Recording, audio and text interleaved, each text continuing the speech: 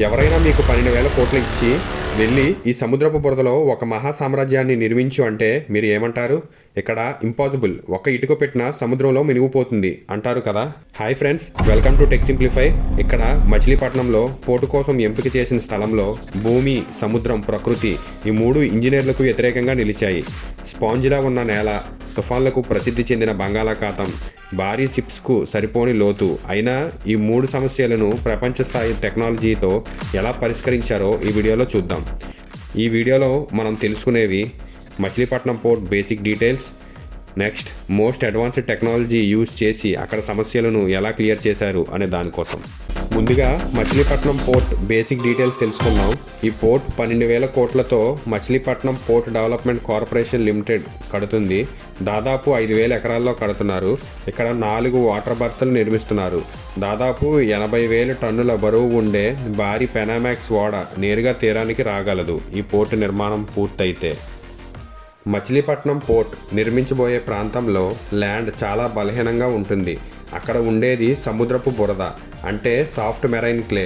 బురద పొరల్లో వాటర్ ఉంటుంది. ఈ బురద నేలపై పోర్ట్ నిర్మించినట్లయితే బరువుకు ల్యాండ్ కృంగిపోయి సముద్రంలో కలిసిపోతుంది. ఇలా ల్యాండ్ కృంగకుండా ఉండడం కోసం ఇంజనీర్స్ ల్యాండ్ను గట్టిపరిచే ప్రక్రియ ఒకటి ఇక్కడ ఉపయోగించారు. ఈ వీక్ మెరైన్ క్లే స్ట్రెంగ్త్ ఇంకా బేరింగ్ కెపాసిటీ పెంచే ఈ అద్భుతమైన టెక్నాలజీ పీవీడీ టెక్నాలజీ. పీవీడీ అంటే ప్రీ ఫ్యాబ్రికేటెడ్ వెర్టికల్ డ్రైన్స్. ఈ టెక్నాలజీ ద్వారా ఫస్ట్ హైడ్రాలిక్ రిగ్తో ప్లాస్టిక్ వెర్టికల్ డ్రైన్స్ని 20 మీటర్ల లోతు వరకు భూమిలో గుచ్చుతారు. ఇవి 1 నుంచి 2 మీటర్ల దూరంలో గ్రిడ్ లాగా ల్యాండ్ మొత్తం ఇన్స్టాల్ చేస్తారు పక్కపక్కన. ఇలా ఈ డ్రైన్ని భూమిలోకి ఇన్స్టాల్ చేసిన తర్వాత టాప్లో శాండ్ బ్లాంకెట్ వేస్తారు. ఈ ఇమేజ్లో చూపించిన విధంగా ఇది నీరుని సేకరించే పొరలా పనిచేస్తుంది. నెక్స్ట్ శాండ్ బ్లాంకెట్ పైన 3 నుంచి 6 మీటర్లు హైట్లో మట్టి వేస్తారు. ఈ భారీ బరువుతో ఈ బురద నేలలో ఉన్న నీటిపై ఒత్తిడి పడి మట్టిలో నీరు మనం ఇన్స్టాల్ చేసిన ఈ ప్లాస్టిక్ వెర్టికల్ డ్రైన్స్ ద్వారా పైకి వచ్చి శాండ్ బ్లాంకెట్ ద్వారా బయటికి వెళ్తాయి. ఇక్కడ చూపించిన విధంగా ఇలా మట్టి పొరల్లో ఉన్న నీరు మొత్తం బయటకు వచ్చిన తర్వాత సాయిల్ పార్టికల్స్ అన్నీ ఒకదానికొకటి దగ్గరవుతాయి, ఖాళీలు తగ్గిపోతాయి, ల్యాండ్ బేరింగ్ కెపాసిటీ పెరుగుతుంది. ఫ్యూచర్లో మనం ఈ ల్యాండ్ పైన పోర్ట్ బెర్త్స్, బిల్డింగ్స్ కట్టిన ఇక సెటిల్మెంట్స్ అనేవి ఉండవు. శతాబ్దాలు పట్టే నేల గట్టిపడే ప్రక్రియ ఈ ప్రీఫ్యాబ్రికేటెడ్ వెర్టికల్ డ్రైన్స్ ఇంకా లోడింగ్ చేయడం వల్ల నేల కొన్ని నెలల్లోనే గట్టిపడుతుంది. సింపుల్గా చెప్పుకోవాలి అంటే నీళ్లతో నిండిన స్పాంజిని మీరు బలంగా నొక్కితే ఎలా నీరు బయటకు వస్తుందో ఇక్కడ మచిలీపట్నం పోర్ట్ ల్యాండ్ని కూడా ఇంజనీర్లు అలానే చేశారు. ఇండియాలోని అత్యంత ప్రమాదకరమైన తుఫాన్లు వచ్చేది బే ఆఫ్ బెంగాల్లోనే. ఆ తుఫాన్లకు అలల వేగానికి కాంక్రీట్ గోడలైన ముక్కలైపోవాల్సిందే.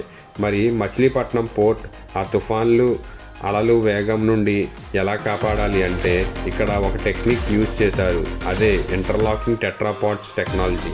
ఇవి సాధారణ రాళ్ళు కావు. ఇవి 4 లెగ్స్ ఉన్న విచిత్రమైన కాంక్రీట్ బ్లాక్స్. ఈ ఇమేజ్లో చూపించిన విధంగా వీటిని 2 కిలోమీటర్ల మేర ఒకదానికొకటి లాక్ చేసి ఒక గోడలా అమర్చారు. ఈ టెట్రాపాడ్స్ పనితీరు ఎలా ఉంటుంది అంటే ఎంతటి భీకరమైన అల వచ్చినా కానీ ఈ టెట్రాపాడ్స్ ఆ అలను వాటి మధ్య ఉండే గ్యాప్స్లోకి తీసుకొని వాటి ఎనర్జీని అక్కడికక్కడే డిసిపేట్ చేస్తాయి, జీరో చేస్తాయి. అంటే సముద్రం ఎంత కోపంగా ఉన్నా కానీ పోర్టు లోపల మాత్రం నీరు చెరువులా ప్రశాంతంగా ఉంటుంది.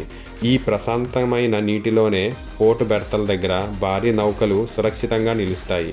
ఈ అడ్వాన్స్డ్ ఇంజనీరింగ్తో ప్రకృతి సృష్టించిన అడ్డంకులను హ్యూమన్ బ్రెయిన్తో గెలిచిన ఈ మచిలీపట్నం మెగా పోర్ట్ రాబోయే రోజుల్లో సౌత్ ఇండియా బిజినెస్ హిస్టరీని ఎలా మార్చబోతుందో చూడాలి.